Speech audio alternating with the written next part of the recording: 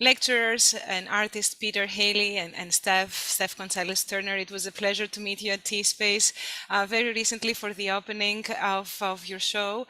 I'm briefly, to just introduce myself, I'm Irini Tsahrelia. I'm an architect practitioner and educator, and I'm currently running the architecture residency program for T-Space. And within that framework of the architecture residency, we have invited you both here to talk to us a little bit more about your work, your viewpoints, and unpack the exhibit, perhaps that it is at on show now in Rhinebeck, and also open up a conversation with our residents who are here on the panel. Five very talented individuals joining from all over the world, and they will be holding the Q&A after your presentations.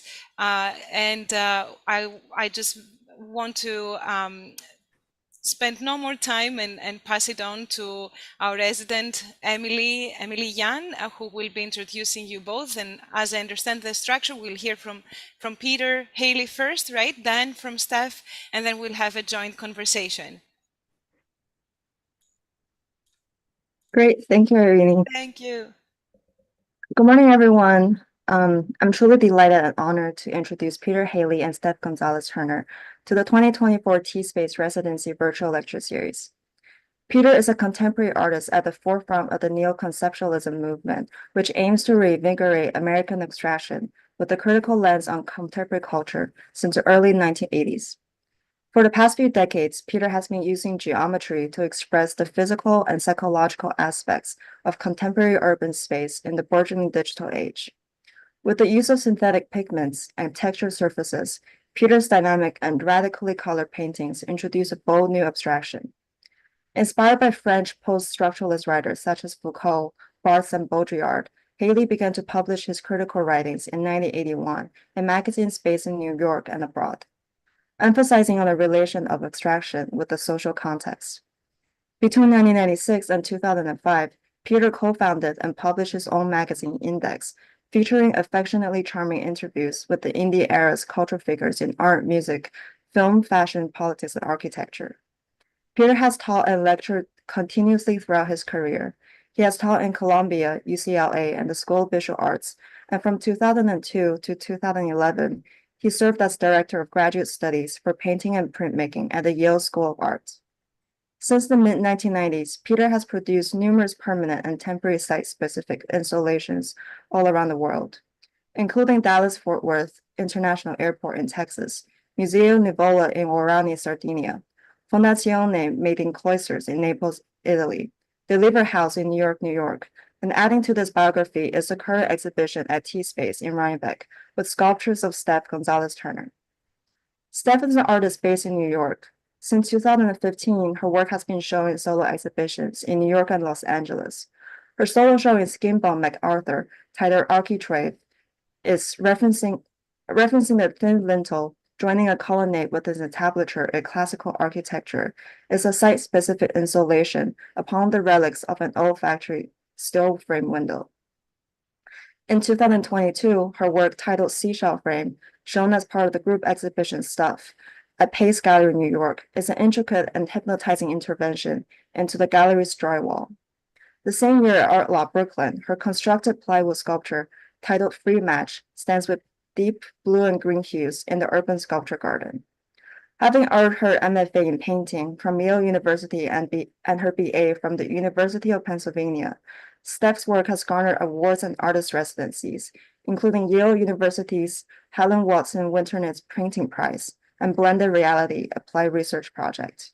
We are very grateful and honored to have both artists joining our public lecture series and engaging conversation with us. We're super excited for your lectures, so please join me in welcoming Peter Halley and Steph Gonzalez-Turner. Thank you.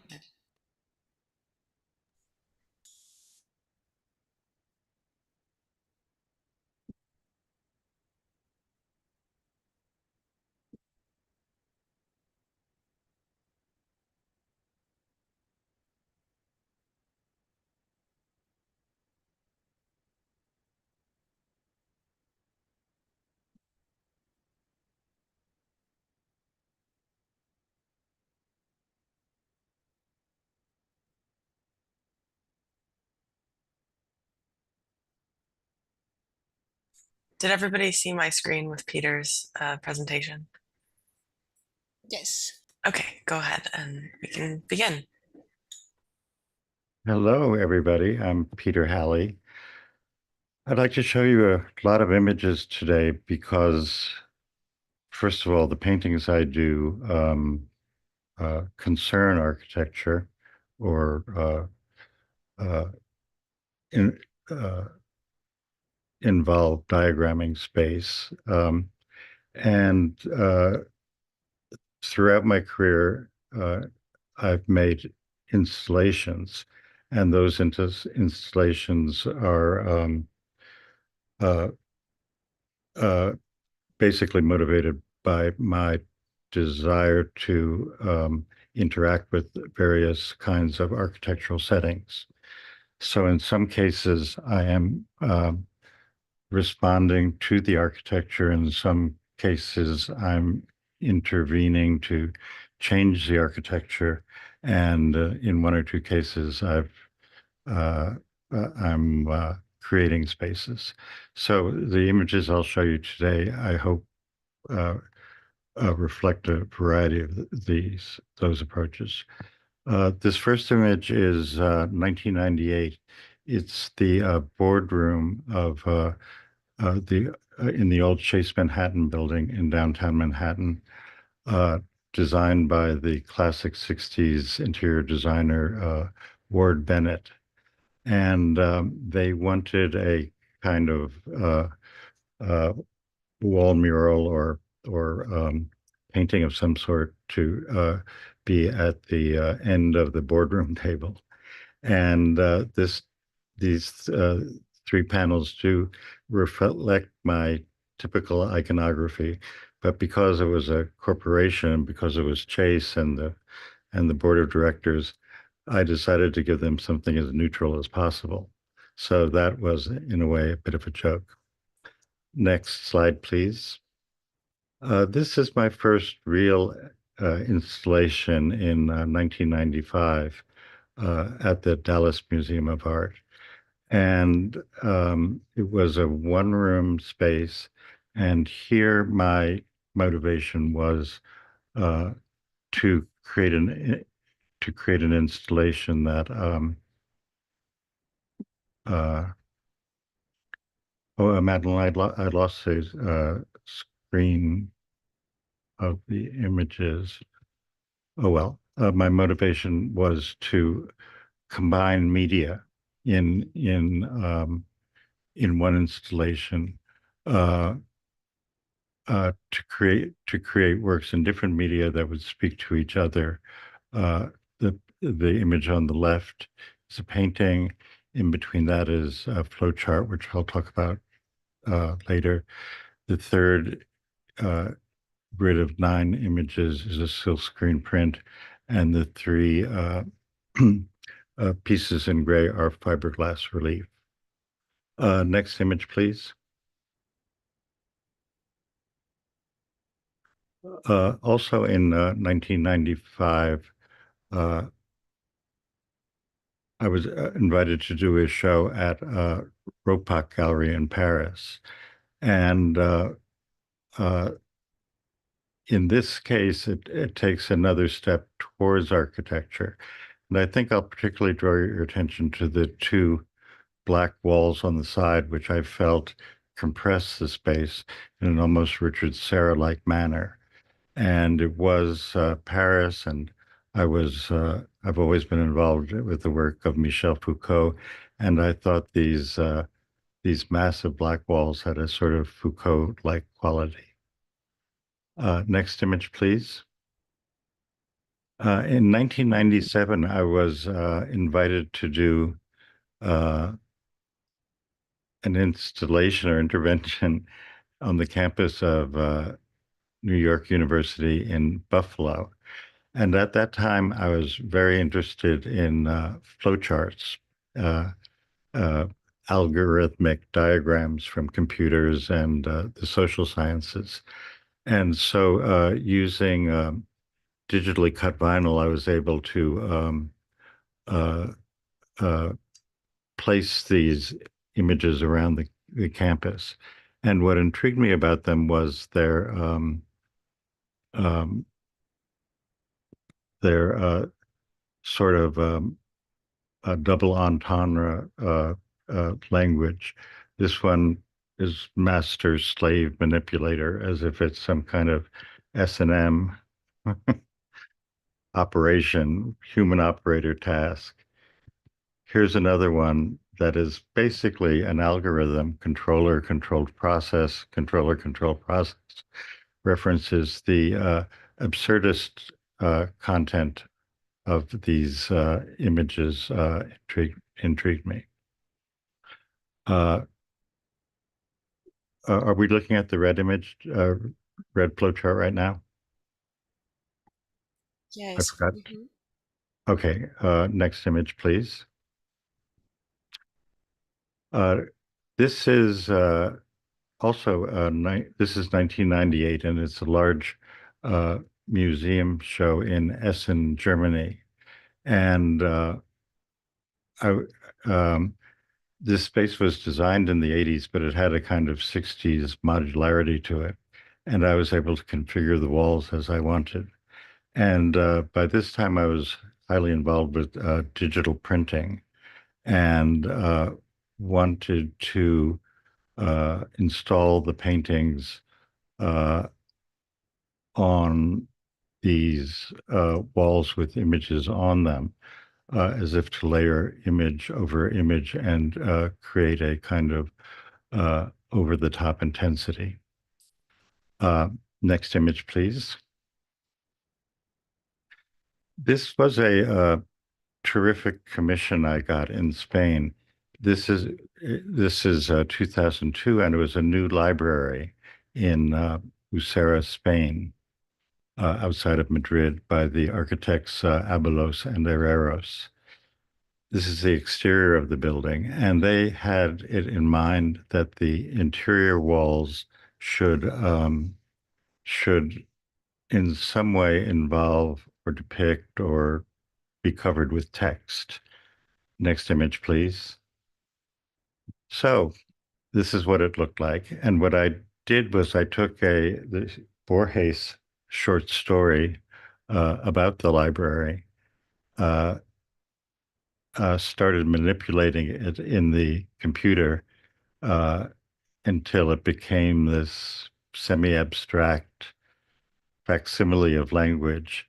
And that covered all the walls of, I think it's 4 floors of the library. It intrigued me because it looked a little bit like a science fiction text. Next image, please. And maybe a little bit like futuristic Arabic, and the idea of Madrid having this history between the Moorish world and the Christian Spanish world intrigued me. Next image. Here's another view of the library with all the equipment installed. Next image, please. This is a show in Italy at a gallery, Massimo Menini. And again, I'm trying to work with the paintings in an architectural space. It's a long gallery, and I think more or less obviously the reference here is a church or a Catholic church.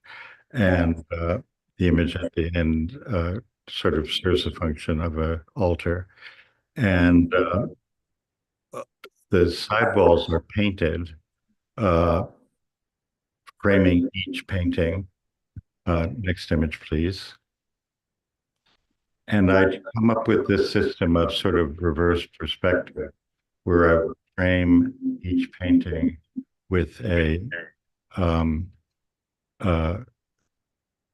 composition, the same composition of the painting, larger and larger 3 times, to create this sort of niche for the paintings, as if like a chapel in a Baroque church. Next image, please. This is sort of this is Mary Boone Gallery in New York in 2002, and it's sort of a culmination of, well, at least at that point, of trying to work with the paintings and the printed imagery on the wall.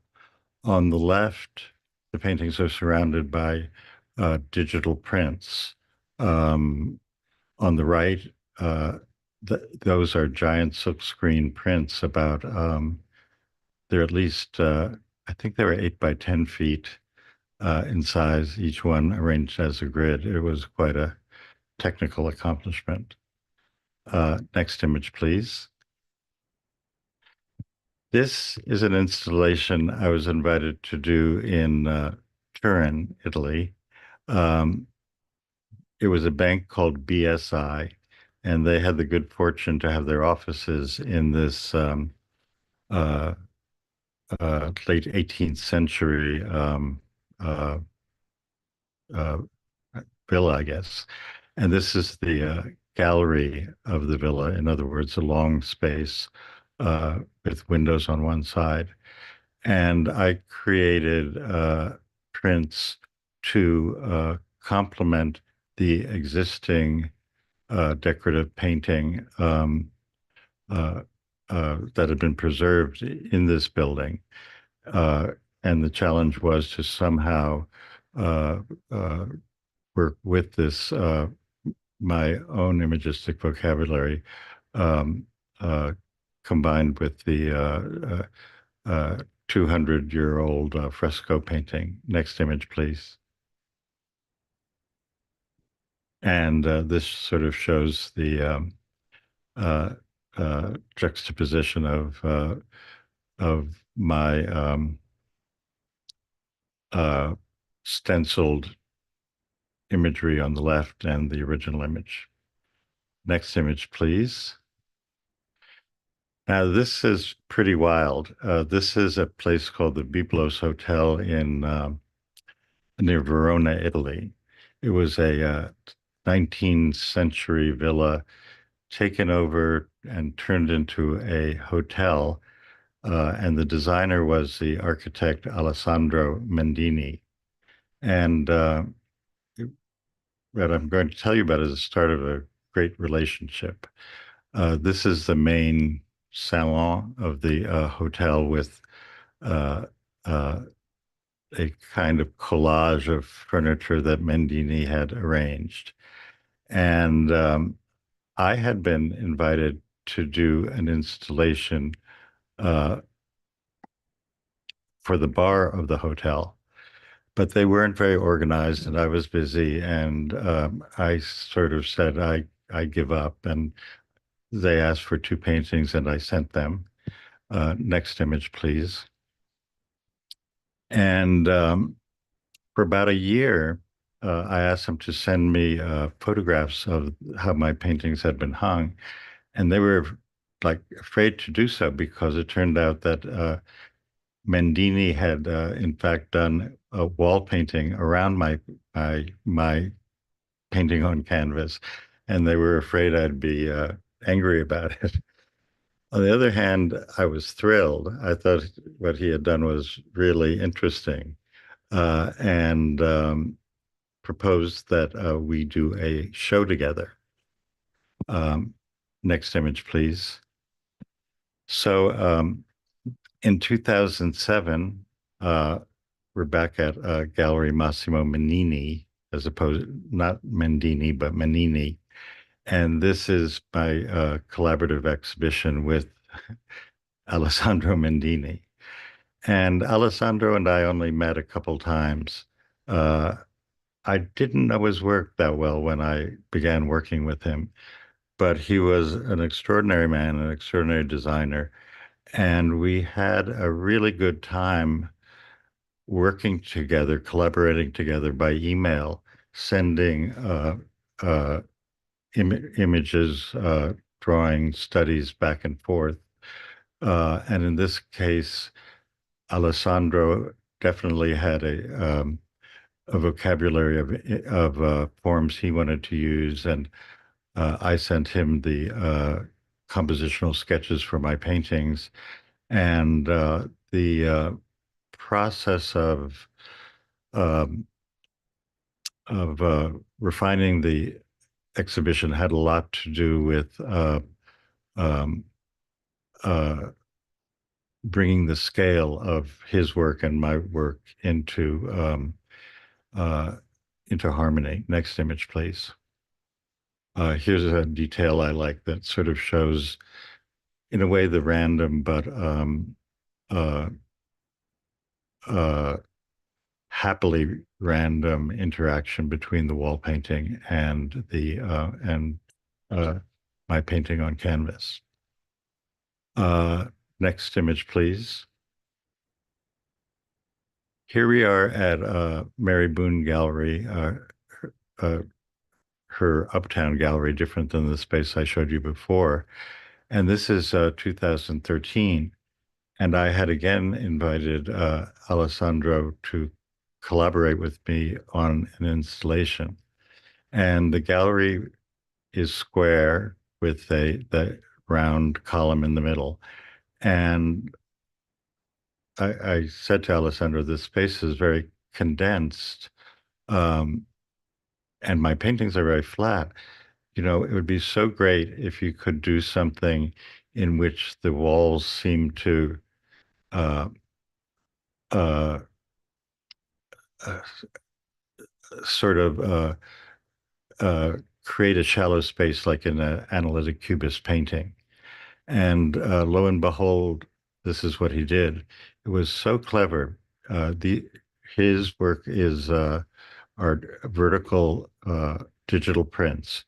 There are only 4 variations, and they can be placed upright or upside down. Um, next image, please.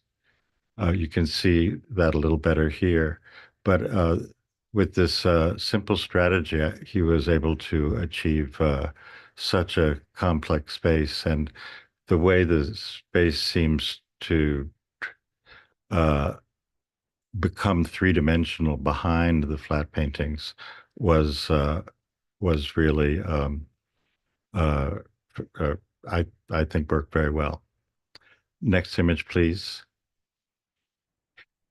Here we are in 2008 at the Gallatin School at NYU. It's an undergraduate college specializing in independent study.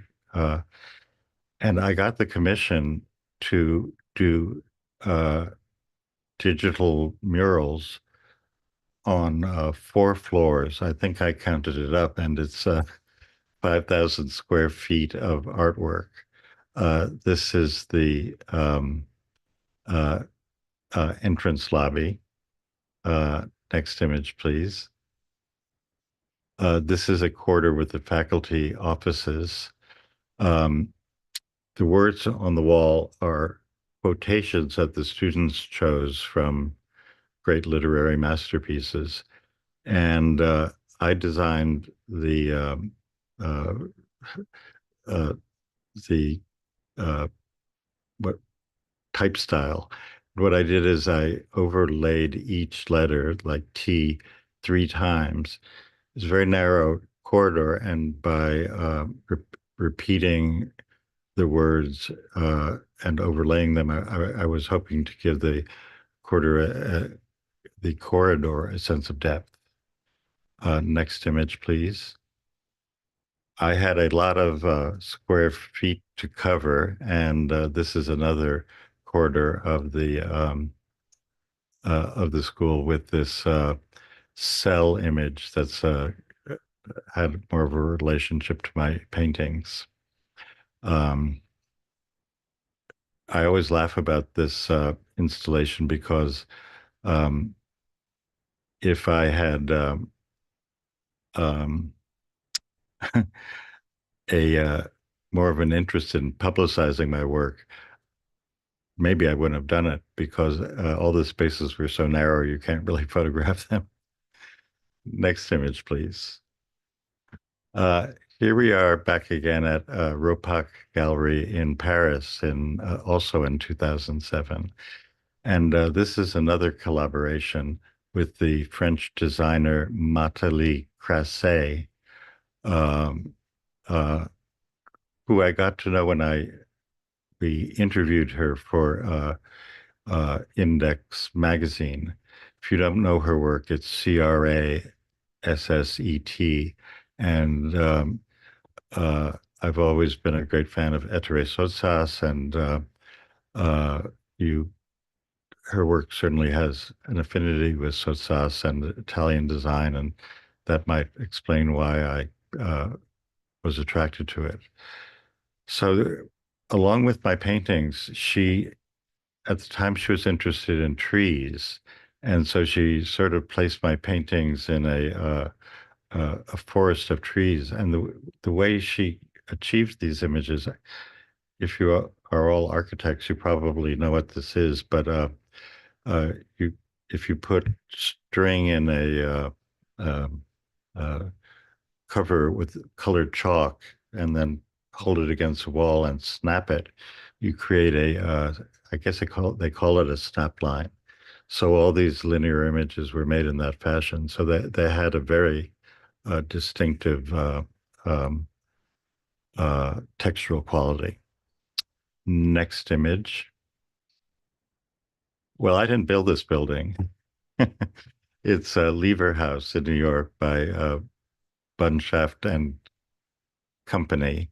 Uh, uh, and it's one of the you know iconic monuments of New York architecture. But the ground floor was for many years was an exhibition space, uh, and at the time the second floor was empty. And what I wanted to do was achieve an installation on three scales. Um, I guess I would call it urban, street level, and hidden. And I put up photographic paper about 10 feet away from the windows on the second floor and lit them with yellow LED light so that the entire second floor, all the way up and down Park Avenue, you could uh, see as a kind of urban intervention. Next image, please. Then on the ground floor, which in its natural state is empty, but since I wanted to show paintings, I had to build walls. And what I decided to do was build a box or a room, and the paintings were hung on the outside. So that's sort of the street level um, um, aspect of the installation. Next image, please. Here you are in the gallery. You can see the shape of this. I called it a house that I made inside the gallery. And then the last thing I did, this box has an opening. And next image, please. And you could go inside, and I wanted to create a interior space, almost like an Egyptian tomb, with sort of dramatic lighting effects and intense imagery. Next image, please. And that was the hidden, or in my mind, not public or secret aspect of the installation to be discovered. Next image, please. This is a project I'm very proud of. This is the Schön Kunsthalle in Frankfurt, Germany.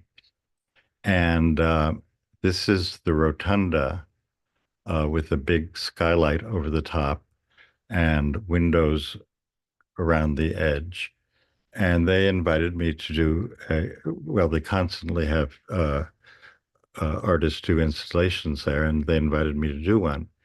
And I asked for the dates, and the dates were May to October. And I said, oh my God, what am I going to do? Because it would be the major element of the installation would, of course, be light, the bright, intense summer daylight. So what I decided to do was harness the daylight, and I managed to cover the skylight with a yellow vinyl uh, yellow vinyl translucent film. And they said, well, you can't do that because it has to be fireproof.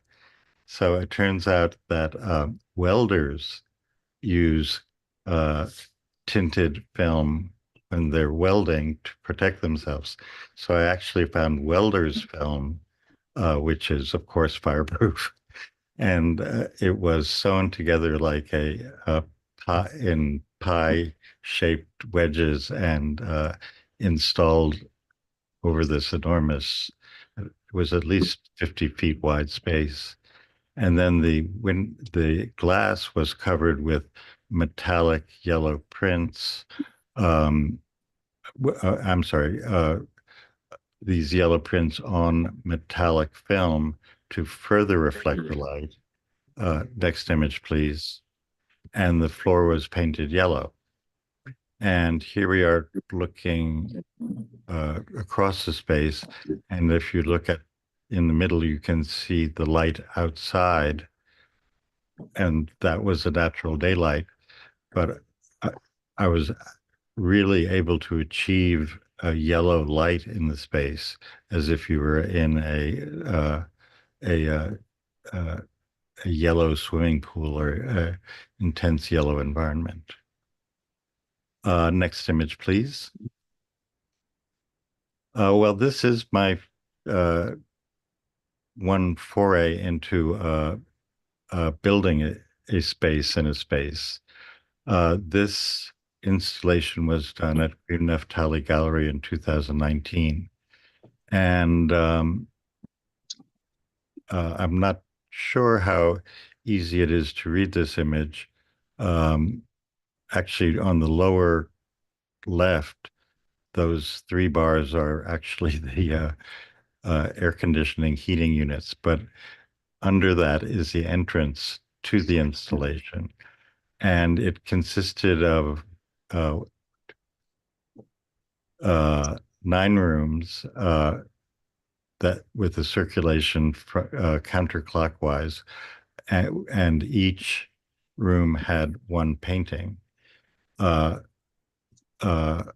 And it was also on several levels. So from room 1, if you're going counterclockwise around to room 2 with the pink wall, you're on the same level. Then you go upstairs to the room with the orange floor. Then the room with the pink floor. Then you go down some steps to the green room, which had these very narrow steps up. And the top pink room was very crowded and almost cramped. Then you go down the stairs to the last room and out. And I'll just show you a few images of the installation. Next image, please. Here, oh, I forgot to say, the middle, you couldn't enter. It was a yellow core, again, lit with yellow light, which seems to be kind of a thing with me.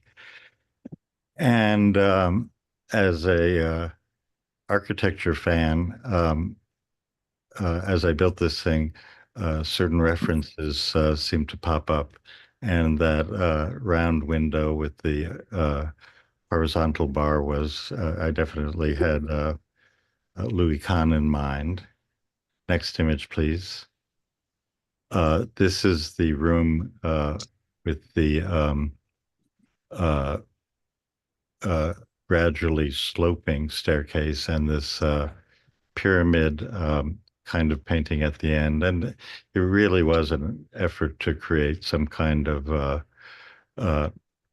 non-Christian imaginary religious shrine or something like that, especially the Dayglow green walls made it very intense. Next image, please. Here, we're looking through the round window to a room on the other side to give you some idea of the interaction between the parts. Next image. And this is room 1 with a painting, and you can see the stairs going up on the right-hand side.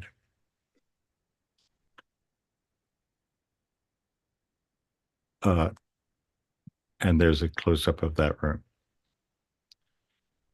Next image, please. Are you looking at the pink image right now? Yes, the big Yes. one with Okay, stair great. on the roof. Okay, now let's go to this image of this big room. This is a Museo Nivola in Sardinia, and it's their space for changing exhibitions. And it's a 19th century wash house, but it has a kind of configuration of a church. And so I wanted to use digitally printed vinyl to make sort of stained glass on the windows. The image at the end is a big digital print on a metallic surface that depicts interacting explosions as if it's a kind of last judgment. And next image, please. Here we're looking the other way. In this installation, every digital image that's part of it was taken from a previous project that I had done. And so for me, it had the very interesting aspect of also being a kind of retrospective or autobiography. Next image, please. Here's a close-up showing the tinted window, and that print was made from a drawing I had made in 1981.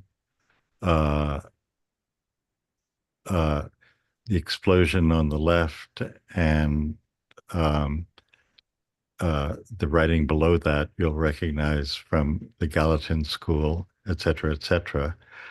The one thing I didn't mention during this talk is a lot of my work with installations or graphics involve this image of the explosion.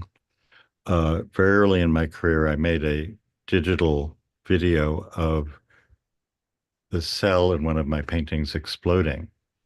And the explosion never came into the painting, but it became the key to my graphic work and work with digitally generated graphics. And to me, over the years, it began to make sense to me. I felt that the prison and the cell, which are the icons I use in my painting, are paradigmatic of contemporary life, but so is the explosion. And whether it's anarchists in the 1890s or the atomic bomb or terrorists today or wartime today, the explosion is sort of no less, say, icon of our culture as a system of cells and conduits and that connect us physically or that serve to organize organizational flowcharts, etc. Thank you very much.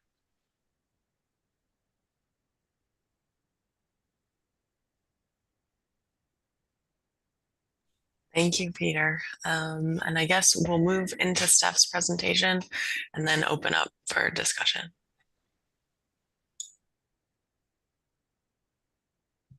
Great.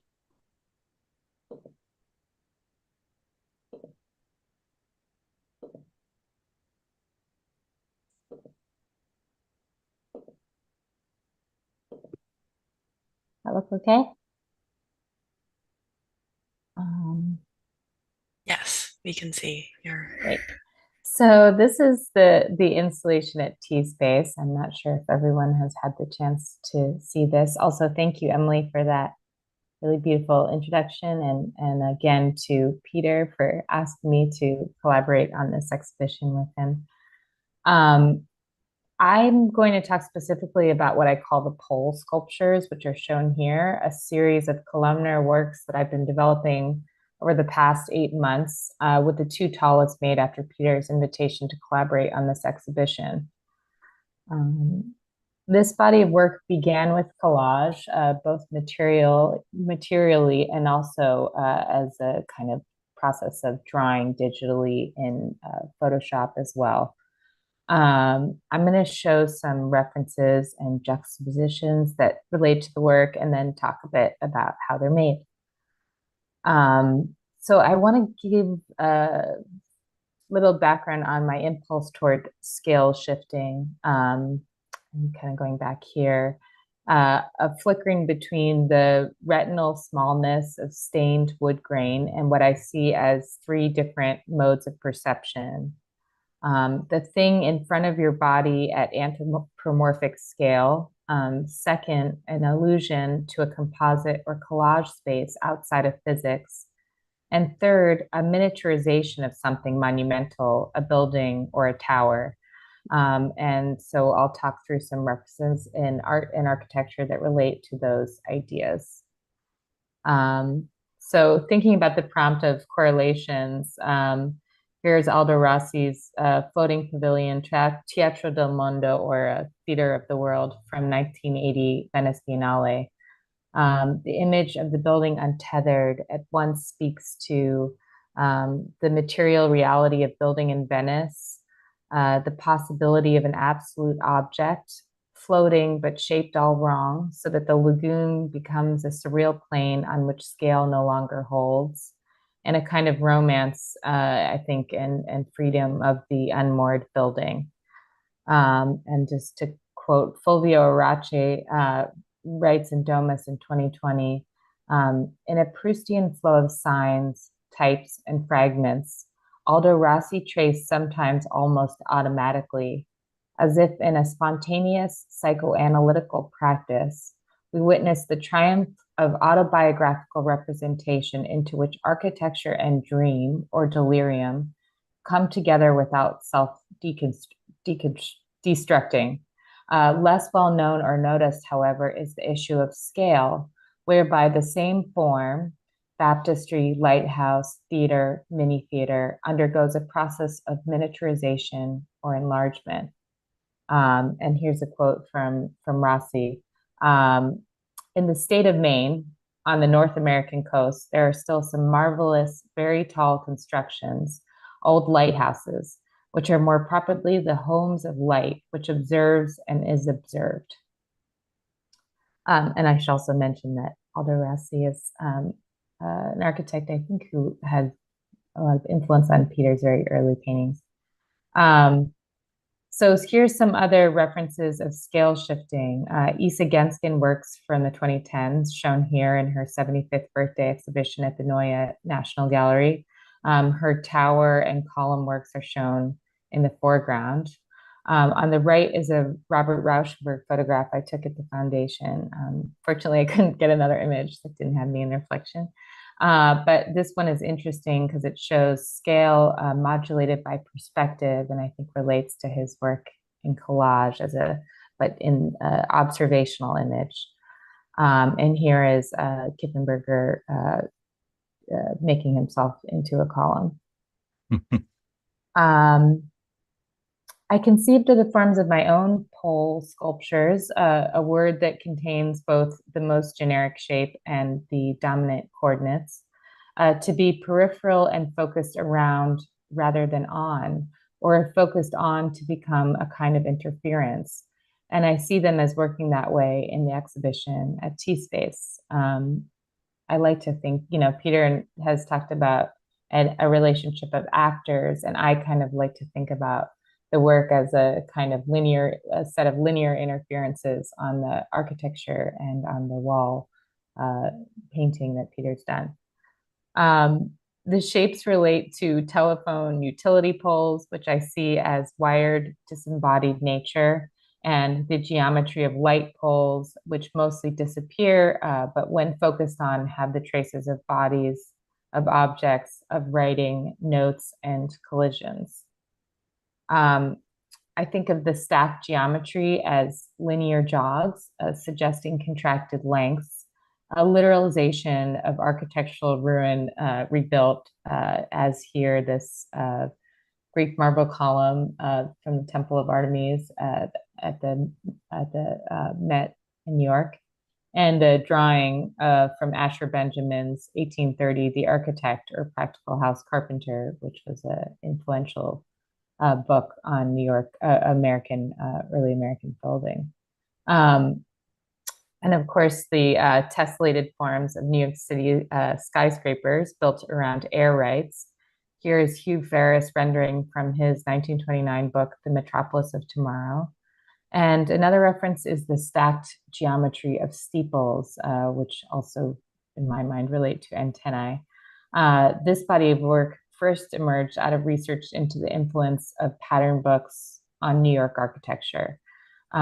Drawings exported overseas become building typologies in the colonies, as shown here in this sequence of, on the left, this is James Gibbs' 1720 church, St. Martin's, which became a prototype for Anglican parish churches, and also using elements of a Greek temple. The second is James Gibbs. Again, these are 3 of his 18 steeples in a pattern book that then spawned many other churches. The one on the third from the right here is in Calcutta. And the last one is a photo I took in Stowe, Vermont last summer.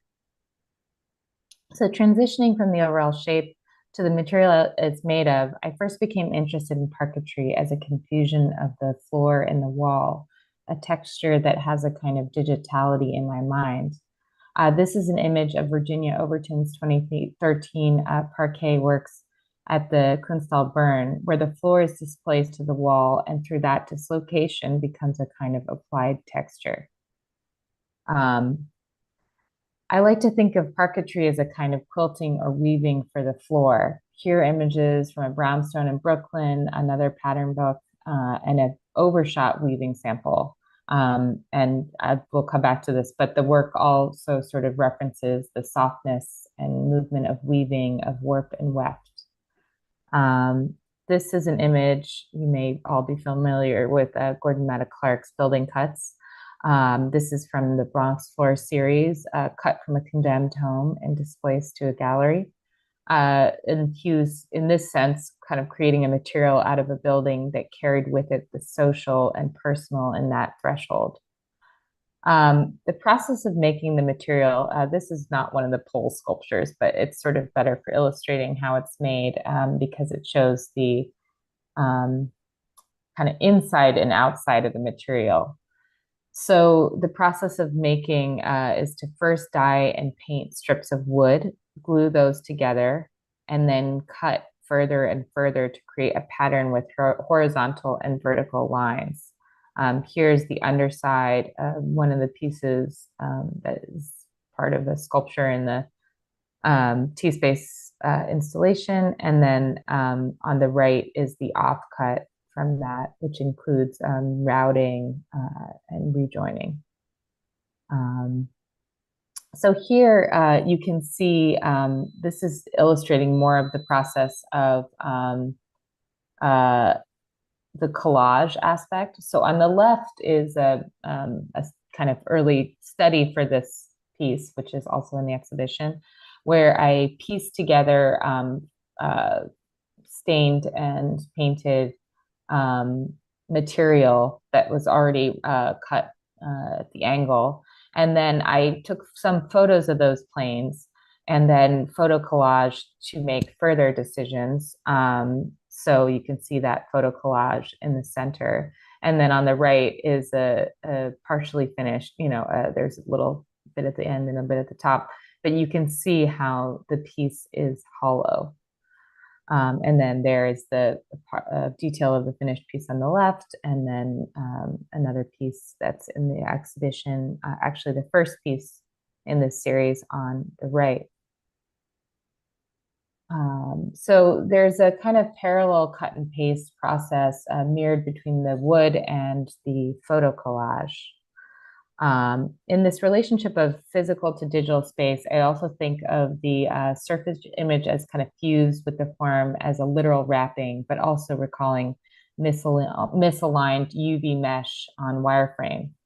And here are some references for image wrapping of surface and substrate. On the left is Curtis Cuffey, who worked on the street in the East Village in the 90s, often using city infrastructure as his armature. This piece is from around 94 to 96. And on the right is a Vuillard, interior mother and sister of the artist, from 1893. Vuillard's dictum was, "I don't paint portraits, I paint people in their spaces." And I'm interested in how Vuillard uses pattern as a way to diffuse edges. And then here's another pairing of Vuillard and Curtis Cuffey. Here are pieces by James Castle, again, much more literally wrapping an image. He was a self-taught artist whose work I was first introduced to at an exhibition at the PMA in Philadelphia in 2008. I grew up outside of Philadelphia. Born deaf, he spent his entire life with his parents and other family members on farms in rural Idaho. And his works are not titled or dated, but he lived from 1899 to 1977. And here is another Castle work with, on the right, 2016 work by Jean-Luc Moulin.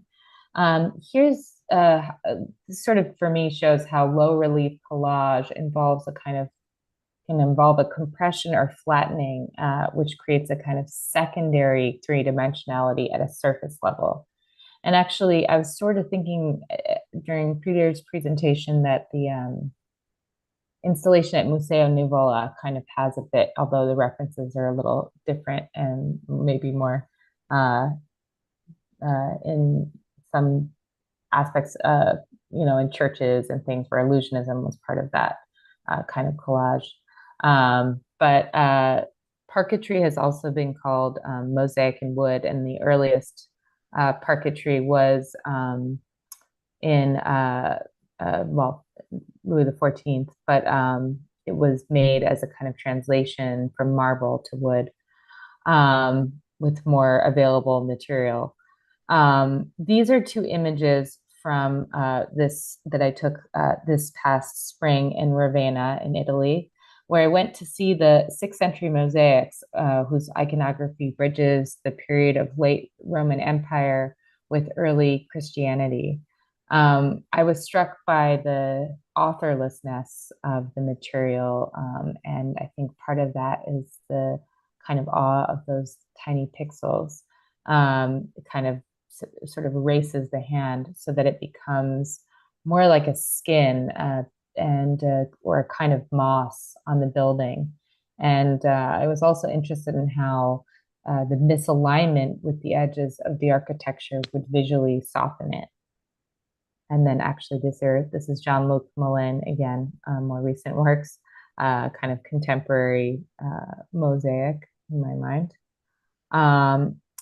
And then back to Ravenna, this is here, the body wrapped on the column was actually through an erasure. So I learned that there were people in the original mosaic, but in the kind of changing codes of Christianity and representation, that they took those bodies away, and so the arms remained. And then here finally is another image of the installation showing the backside, or not the backside, but another side of that sculpture that we saw earlier on, and showing how I feel that there's a kind of embedding of that image through the routing and collage. Thank you very much.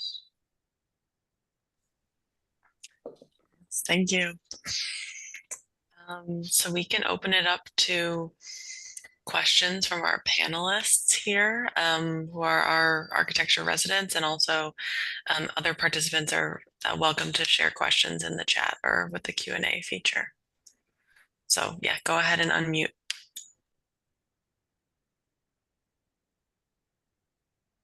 Hi, Steph, and hi, Peter. Thank you so much for both of your lectures. It was really wonderful to see you talk in depth of your work and process.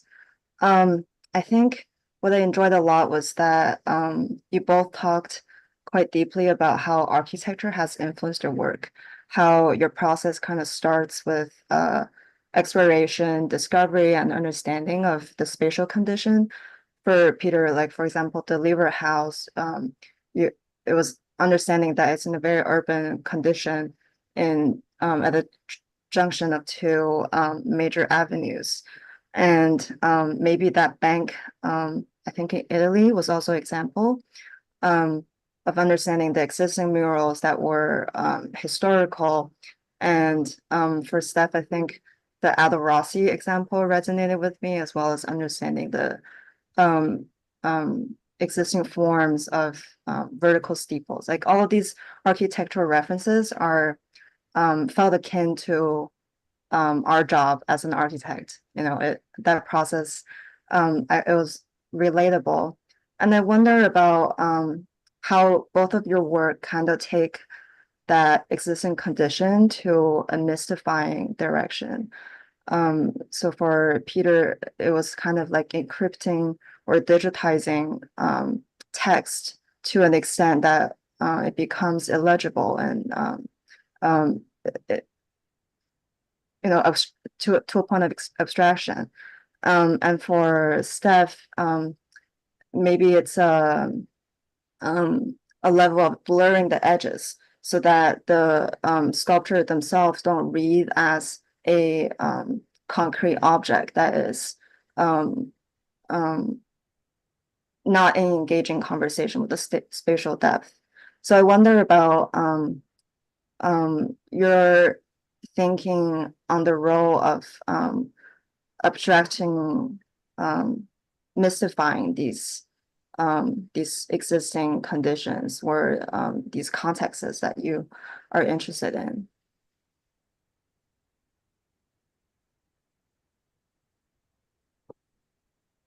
Well, I'll go first. In a way, I'm not going to answer your question because that's not how I think of it. One thing, as I went through all those images that I wasn't able to say is one of my underlying interests is the relationship between three-dimensional space and images. So a church is an obvious example of that. Times Square could be, or places in Tokyo, an obvious example of that. And how three-dimensional, how when you move through three-dimensional space and encounter two-dimensional images, I'm very much not answering your question, but trying to add a little, I guess another topic is sort of the underlying impulse behind a lot of my work.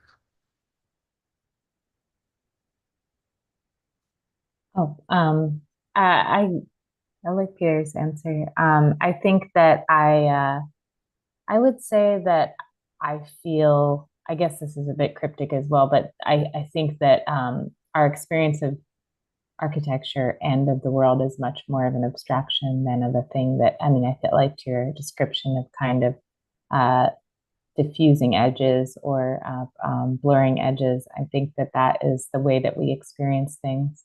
And so in the work that I am making, I am thinking more about a fragmentary experience. And, you know, that piece together could be called abstraction, but it's, I would say closer to the way that I perceive as a body moving, is not to be sort of naming things or understanding them as drawings, might, or as a total work might. And so I think that kind of, I guess you could call it like an ambulatory or a experience of being in a city is kind of more to the experience of making the artwork versus a single piece of architecture. That's interesting. Because what I understand is you're describing that your work is a manifestation or a description of how you experience the world, and it's kind of projecting your vision onto the spatial experience, like a spatial construction. And maybe that's also ringing my mind, because it seems to be the job of an architect to visualize or to construct the vision or our spatial experiences in this body that we inhabit. Mm-hmm. Thank you.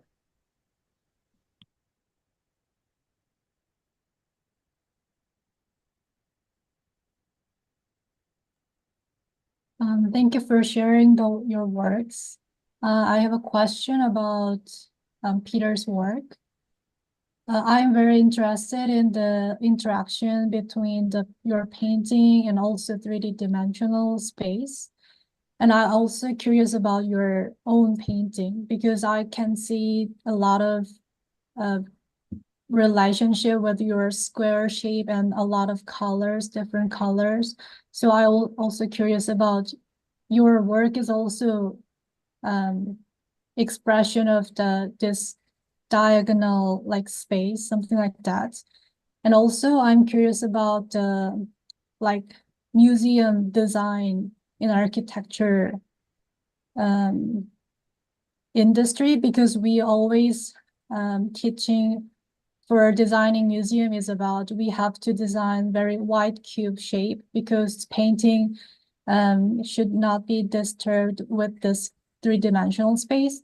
So I want to curious about how do you think about this museum space in architecture? Well, actually, I've once visited the Wexner Center by Eisenman in Ohio, which has all kinds of crazy rooms. There's also a museum in Frankfurt by Hollein, the MMK, which also has lots of interesting rooms. And I guess because of my own desire to interact actively with the architecture, rooms like the rooms in museums like that would, in theory, give me something to play against and would be much more interesting than a white cube. Probably most artists don't feel that way, but I also saw the show that was on exhibition at the Hollein building also looked really good. So those more not eccentric, but sculptural shapes spaces work really, really well for installation.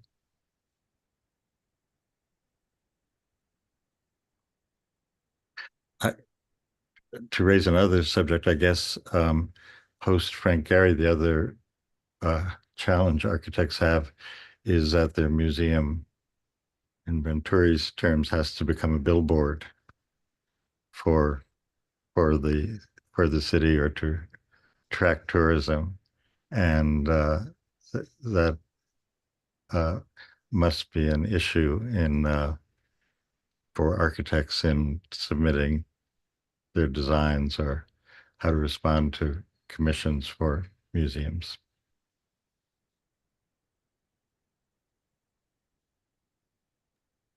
Thank you. I had one question about your work, that your like square shaped drawings is about from your like 3D intentions geometry, or like what is the like strategy for picking up these beautiful colors in your work? In the installation or in my paintings? Your painting. Well, let me just briefly give you an introduction to my paintings. Today really wasn't about that, but in the early 80s,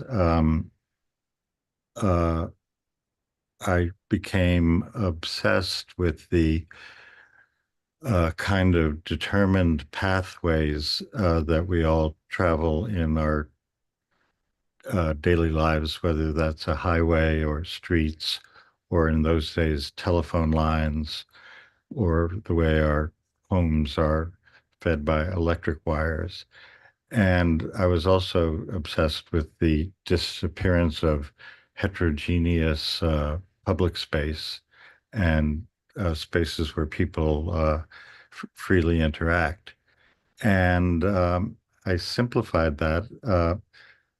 In 1981, I made a painting in which I took a square, put 3 bars on it in the middle, a square within a square, and called it a prison. And that was to say, in a sense, taking Milevich's square, which was seen as an ideal Euclidean form and a kind of idealist perfection, and saying no, geometry is not perfection, or the square is not perfection. It's confining, it's imprisoning. And at the time, that's very much how I felt about my own life and a sense of isolation. And then I began to think about all these connections, and I began to make paintings with 2 panels, and all the connections, which I call conduits, were underground, because in fact, in contemporary building, the electric lines, plumbing fixtures are seldom seen. They're always hidden. So I place them underground. But what I was trying to map out, and which I think is the nature of contemporary space, is isolated cubicles, isolated spaces connected by conduits, um, uh, uh, modes of communication or movement that are completely determined by forces or that are not determined by ourselves, but are determined by just big corporations or the momentum of technological change. So that is a space that I'm have been mapping in my paintings for the last 40 years. Started off, if you look at my website, very simply, and over the years it became more and more Baroque.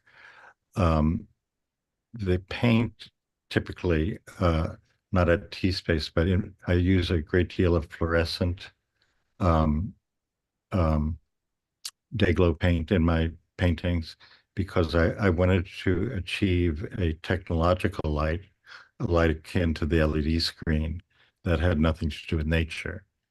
And when one looks at a painting of mine, I don't think one would mistake it for any kind of natural light, but rather a light created by the technology, the chemistry of the pigment. Hmm.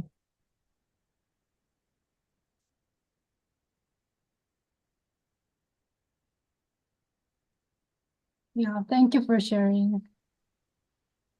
Peter, for the T-Space installation, did you choose to soften that palette? How do you feel about the interference of the natural light and the specific tones that you have picked for this installation? I'm sorry. Who is that? Can you hear me? Yes. Can you hear That's me? better. Yes, Peter. I was just wondering, since you're talking about the technological light, how you felt about how you feel about the installation at T-Space, and if there is an intentional softening of the palette, or is this a matter of perception because of the natural light that comes in, the way it comes in? Yes, let me talk about the exhibition as a whole. Uh, uh, Having been invited to do an installation at T-Space and going up and looking at the space and responding to it, I definitely didn't feel I should take my own aesthetic and bring it up to Rhinebeck. And what I really enjoy about doing installations is learning from the space, responding from the space to the space, um, adding something either in harmony or even in contradiction to the space. So what fascinated me about the building was the extreme symmetry of the construction and the asymmetry, what I saw as the asymmetry of the skylights. And I've also always been very interested in the use of color in Bauhaus and modernist architecture, Le Corbusier and Gropius. I know somebody with a Gropius house in Jena, Germany, and they repainted in the original colors. So I wanted to bring a palette like that uh, to the building, and I wanted to use the uh, uh, colored forms to, in some way, express my understanding of Stephen's building, and whether he would see it that way or not, I don't know. But of course, some of the colors come down from the skylight.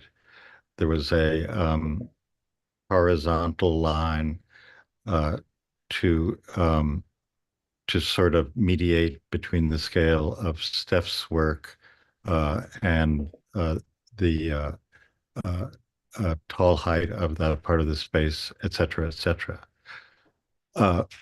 Truth is, I had worked on the installation quite a bit. And then said to myself,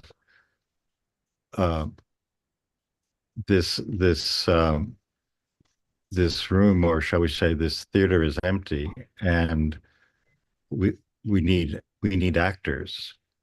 And I had recently seen Steph's newest work, and as you heard in my lecture, I like inviting people to collaborate or work. It's not really collaborate, but work with me. And her totemic sculptures, which I also sort of vaguely relate to Giacometti or Anne Truitt or others, all of a sudden seemed like the perfect actors to fill the theater. So that's how it came about. We did get a question in the chat. Thank you for your inspiring presentations. I'm intrigued that, as I understand, Peter, you invited Steph to be as part of the exhibition. It's refreshing to see an intentional dialogue that's not forced by curatorial agenda, but by the artists themselves. Can you talk about the process of dialogue and what that means for the work itself? So you started to touch on that, but if Steph also you'd like to respond, please. Well, I really feel honored to have collaborated with Alessandro Mendini, who was a remarkable artist, creator, person. It was a pure pleasure. One thing I've always admired about the practice of architecture is, as I understand it, or my observation as an architect, often has to take his or her ideas through different iterations. The client will say, we don't want this, or we can't afford that, or we don't want blue, we want red. And that kind of flexibility of creativity. And that's what I saw with Alessandro. As these projects developed, he'd just toss out another sketch, and each one got closer and closer to what would create a effective installation. Same with Nathalie Crasset, whose work I admire and isn't as known here. In terms of collaboration, though,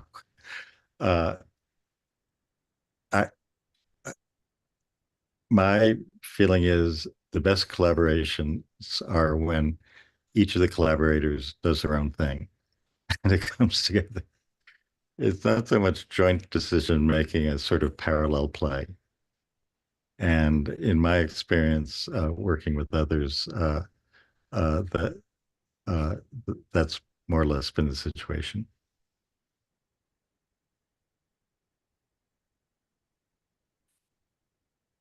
Yes, I should respond specifically. I mean, I was invited by Peter to participate in this exhibition, and it's interesting because he sort of saw the work differently. I mean, it was very new work for me, so thinking about it as kind of anthropomorphic hadn't really been part of my vocabulary, and I think it was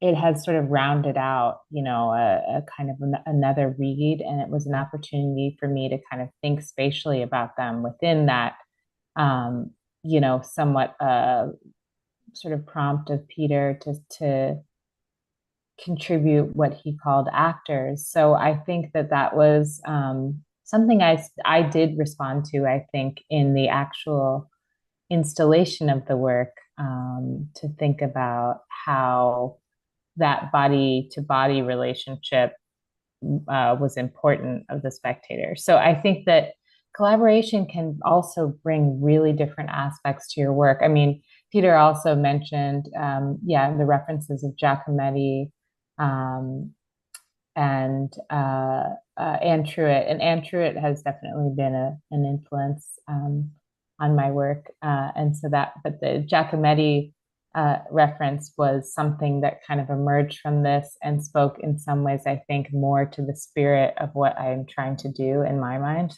So I think that is another aspect of working with other artists, is that it just sort of, it can really also further your own position in the work. But in this particular instance, I think Peter, is alluding to the fact that, yes, we worked sort of separately on our parts with some glimpses along the way, but I think that it has been important to recognize Stephen Hall as a third collaborator in this. Yes. And we were both very much responding to that architecture in the way that Peter, in terms of the planes, but also just, and activating the forms and sometimes disrupting them.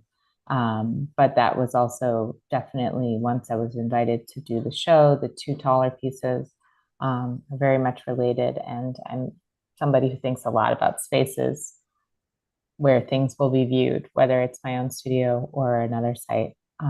So yeah, it was very seamless though.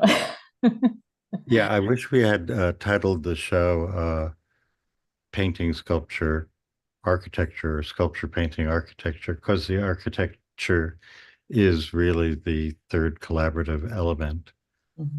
And just as a note of humor, as I was completing work on the wall painting, I was sort of in a panic. I said, what am I going to do? This doesn't work. The space is empty. It needs a sculptural element.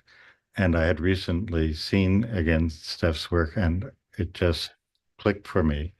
And so it's like in the theater or when you're improvising and suddenly the right thing happens through serendipity. And it's an important element of creativity. Love that. I thought I saw someone else unmute before, so if we have any other questions. Yeah, I kind of had a question. Hi, Peter. Hi, Steph. Thank you for your presentations today. Yeah, so I guess I kind of have like a two-part question. I guess the first would be for Peter. Well, seeing the work in your presentation and looking at your paintings online, I feel like there's like a fairly common thread of this horizontal space on the bottom of a lot of your paintings that almost lends itself to some sort of a ground plane or yeah, like an anchoring point for the rest of the painting.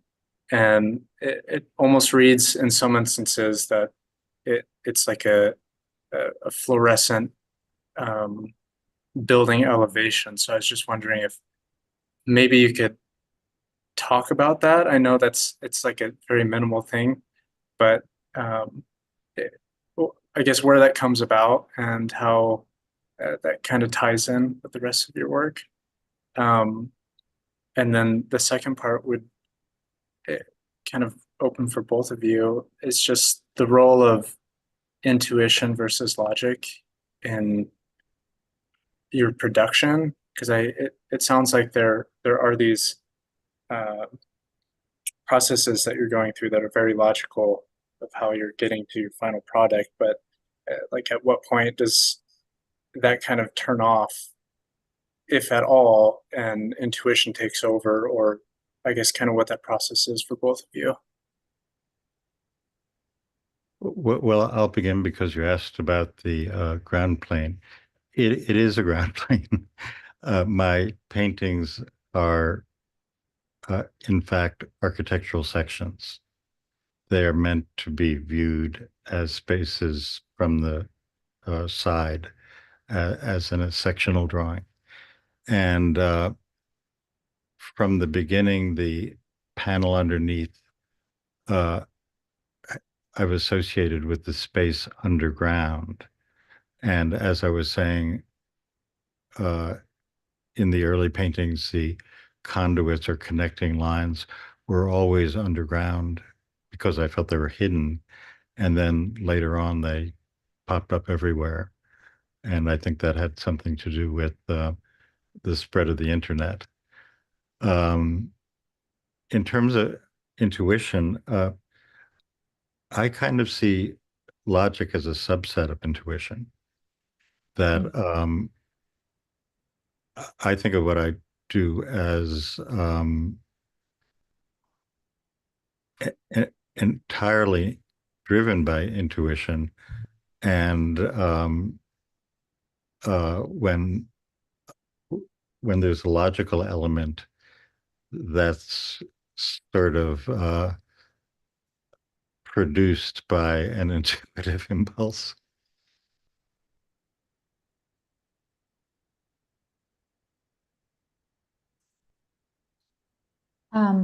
I guess I would say that for me, the logical process is perhaps front loading. A way of thinking for me is to research. And so I think one thing that happens is that I'll do a lot of research and I'll have an idea, and then my own experience kind of undoes a lot of what would have been logical about that, so that I no longer quite understand the thing. I don't think there is a single read.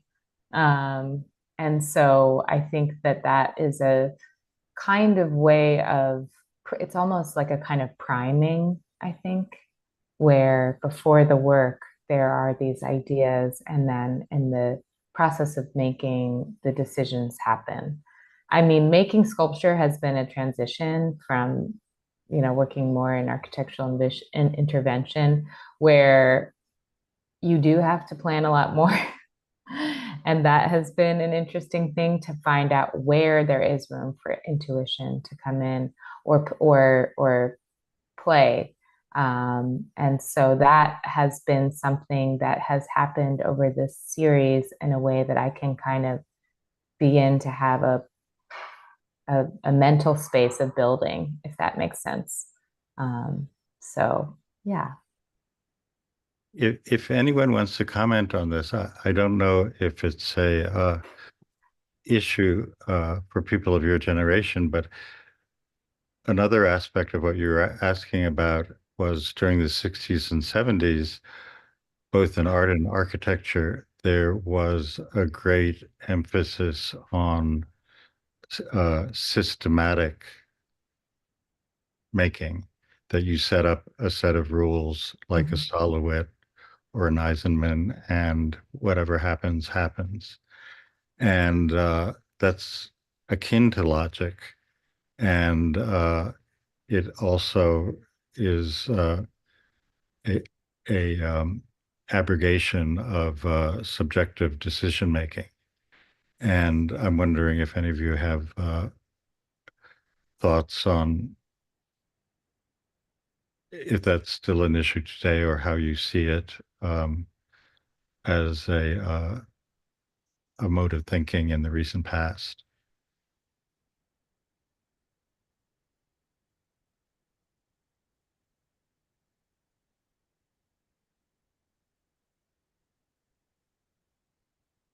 It's sort of interesting that we think of that work as an abdication of subjective thinking, because some subjectivity comes in making the rules in the first place. So yeah.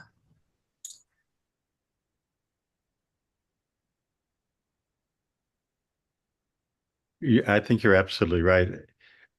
It couldn't really work. It couldn't really be objective, but that was the impulse.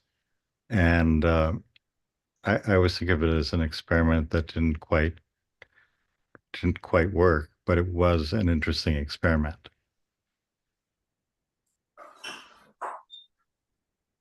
And I also think it was a response to we live in a chaotic era now, but the 60s and 70s were also chaotic, and decision making did not necessarily have a good reputation at the time. You also had a lot of artists working with random elements, a la John Cage, and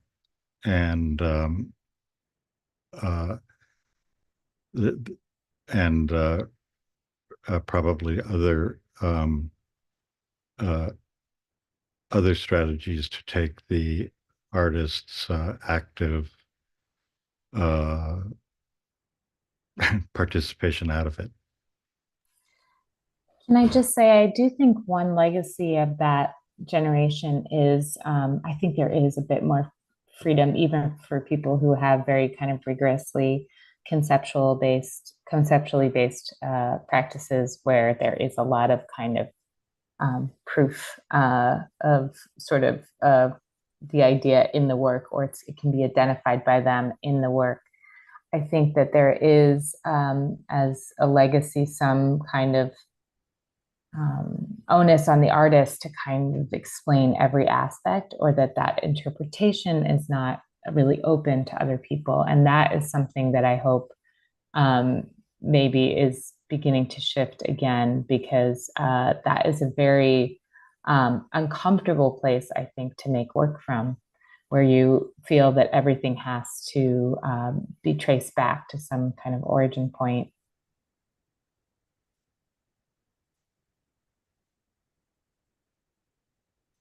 I think that's a very interesting point, and I think in teaching architecture, from my experience as well, that connecting with intuition is something that that you cannot really teach in the classroom, but you can certainly encourage it and be comfortable with it. And there is really no science without intuition. There is no element, however logic or scientific, where intuition isn't a big part of it.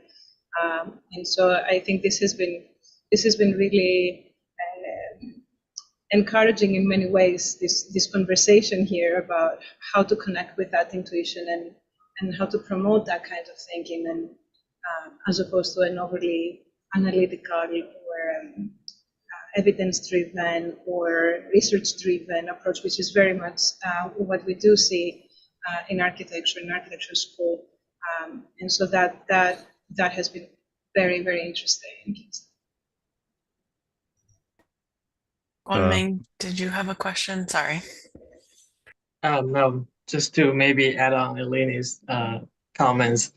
I remember in one of the Peter Eisenman seminar, he was talking to a guest saying the thing that I'm trying to do here with this case is teach them how to avoid the mistakes that I've done before. So I guess it's pretty much about to what extent you bring kind of theoretical or analytical thinking to your design or to your project, and to what extent you keep or retain the kind of intuition.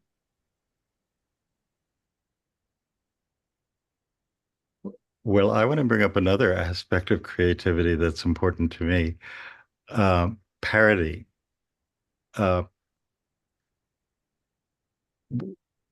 I could admit on certain days that I am a parodist as an artist. I use the Rolletex fake stucco surface because it's a parody of a real material. And thinking of architecture, I happened to be in New Orleans around 1980 when Charles Moore's Piazza d'Italia first opened. And the first time I visited it, I was ecstatic. It was wonderful, but so funny, and such a marvelous parody of the use of various architectural elements like columns and stuff. I remember all the columns were shiny stainless steel, and there was neon, and I just thought this was the most delightful artwork imaginable. And I think there's a lot of parody sneaking around, at least in art, that people don't always see. I think Picasso used parody a lot, and I'm sure other artists, but it has a bad name, but it's liberating for me because it sort of takes things, this isn't an architectural term, off the pedestal.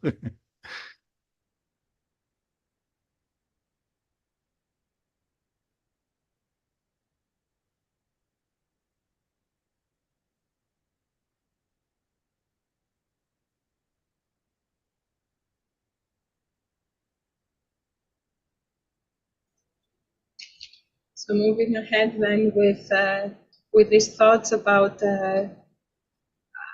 intuition, about thinking with humor or creating with a sense of humor or parody, I think this has been very, very productive in many ways for our residents, very useful unpacking your thoughts and your processes, and would love to invite you to be part of the residents' presentations. They're on to some very interesting experiments and thoughts about on the theme of correlations, and they still have a week or two to produce their work, and so we're excited to have you both discuss with them and open up about your own process. Thank you very, very much. Thank you. Thank you. Thank you. Thank you.